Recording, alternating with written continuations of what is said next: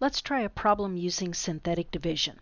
We are going to take 2x to the third minus 3x squared plus x minus 1, and we want to divide that by x minus 3. We can use synthetic division, this process, if we are dividing by x plus or minus a constant term. So this doesn't work if down here we have x squared minus 3, or if it says 5x minus 3, those things won't work.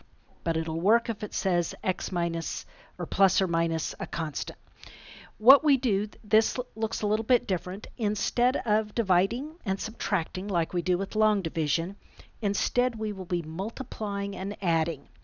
What we write down are the coefficients and the constant that we have over there in our numerator.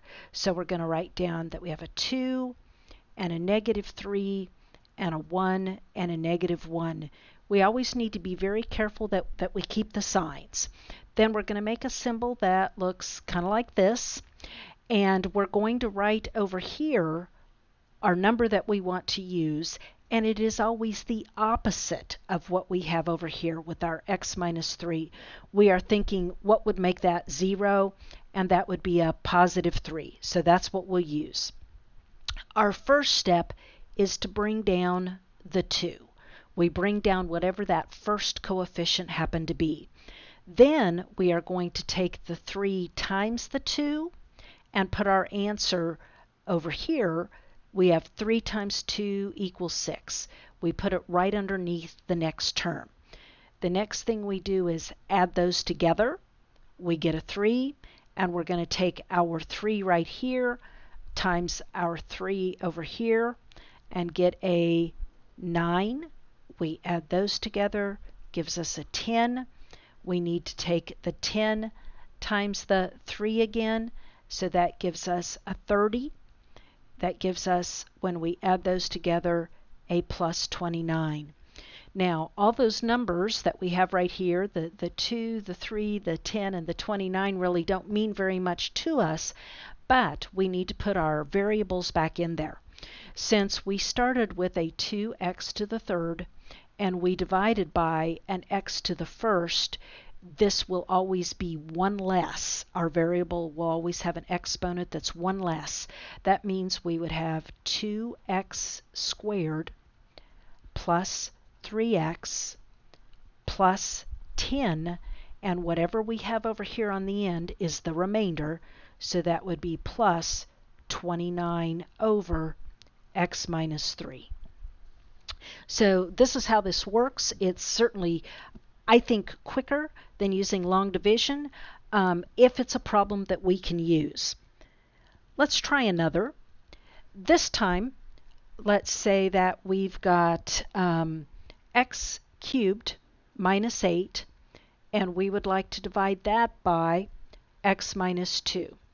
Since our divisor, that x minus 2, looks like x plus or minus our constant, we see that yes, we can use synthetic division. So as we're going to put our numbers in, I'm going to say I'm going to divide by the opposite of that x minus 2, so it would need to be a 2. Now we want to write down our coefficients along right in here, and we have to put in placeholders for any terms that would be missing. So for instance, we would have a 1x cubed, a 0x squared, a 0x, and then a minus 8. So we have to put in zeros if we are missing any terms. We start the process just like we did the last one. We first bring down that first coefficient, then we take 1 times the 2, which gives us 2. We add those together. That gives us 2. Then we take that 2 times 2, which gives us 4.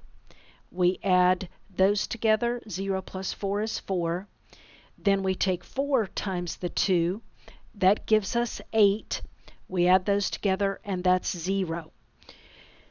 If we want to then rewrite this, because once again, the 1, the 2, and the 4 don't mean a lot to us, this time we would need to start with an x squared. We're going to have a 1x squared plus 2x plus 4. Since this last piece, where the remainder usually falls, is a 0, that means that x minus 2 does divide in evenly to the x to the third minus 8, or we could say that x minus 2 is a factor of x to the third minus 8.